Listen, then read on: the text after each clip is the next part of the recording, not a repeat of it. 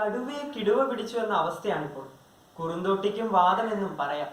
പറഞ്ഞു വരുന്നത് AI ക്യാമറകളെ കുറിച്ചാണ്. വഴിനീളെ വെച്ച് ഫൈൻ അടിച്ചുകൊണ്ടിരുന്ന AI ക്യാമറയും വെന്റിലേറ്ററിൽ. ക്യാമറയുമായി ബന്ധപ്പെട്ട പ്രവർത്തനങ്ങളെല്ലാം അവതാളത്തിലായി എന്നാണ് റിപ്പോർട്ട്. ക്യാമറകൾ പ്രവർത്തിക്കുന്നതിന് കെൽട്രോണിന് നൽകാനുള്ള 23 കോടി രൂപ സർക്കാർ നൽകിയിട്ടില്ല. പണം ലഭിക്കാതെ വന്നതോടെ നിയമലംഘനങ്ങൾക്ക് അയക്കുന്ന ചലാൻ അയക്കാൻ കഴിയാതെയായി. പദ്ധതി തുടങ്ങിയത് മുതൽ 34 ലക്ഷം ചലാനുകളാണ് തയ്യാറാക്കിയത്. അവയിൽ 16 ലക്ഷം തപാൽ വഴി അയച്ചു. ബാക്കിയുള്ള ചലാനുകൾ അയക്കാൻ കഴിയുന്നില്ല. കാരണം സാമ്പത്തിക പ്രതിസന്ധി തന്നെ. സർക്കാർ പണം നൽകിയാലേ ചലാനുകൾ അയക്കാൻ കഴിയൂ. ജൂൺ 5-നാണ് ഏറെ കൊട്ടിഘോഷിച്ച് സംസ്ഥാനത്ത് AI ക്യാമറകൾ സ്ഥാപിച്ചത്.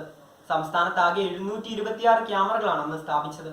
പദ്ധതി തുടങ്ങി ആദ്യത്തെ 3 മാസം നടത്തിപ്പ് ചെലവായി കെൽട്രോണിന് സംസ്ഥാന സർക്കാർ 11.75 ലക്ഷം രൂപയാണ് നൽകേണ്ടിയിരുന്നത്.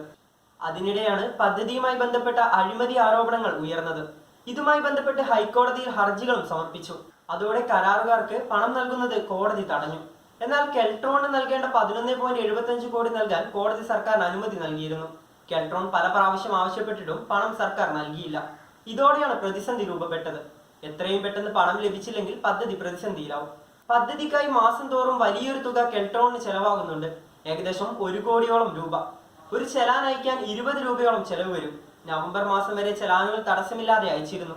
എന്നാൽ സാമ്പത്തിക പ്രതിസന്ധി മൂലം ഇപ്പോൾ പഴയതുപോലെ ചലാൻ അയക്കാൻ കഴിയുന്നില്ല. നേരത്തെ 30,000-ഓളം ചലാനുകൾ അയച്ചിരുന്നു. എന്നാൽ ഇപ്പോൾ 10,000-ൽ താഴെ ചലാനുകൾ മാത്രമാണ് അയക്കുന്നത്. പ്രതിസന്ധി ഇനിയുമുണ്ട്. പദ്ധതിയുടെ കൺട്രോൾ റൂം പ്രവർത്തനത്തിന്റെ ചെലവും കെൽട്രോൺ ആണ് നൽകുന്നത്. 145-ഓളം കരാർ ജീവനക്കാരും കൺട്രോൾ റൂമിലുണ്ട്. ഇവർക്കും കെൽട്രോൺ ആണ് ശമ്പളം നൽകുന്നത്. ഇതെല്ലാം അവതാളത്തിലാകുന്ന അവസ്ഥയാണ് നിലവിലുള്ളത്. സംസ്ഥാനത്ത് എങ്ങും സ്ഥാപിച്ച റോഡ് ക്യാമറകളിൽ 24 മണിക്കൂറിൽ തന്നെ 84,000 പേരാണ് നിയമലംഘനത്തിൽ കുടുങ്ങിയത്.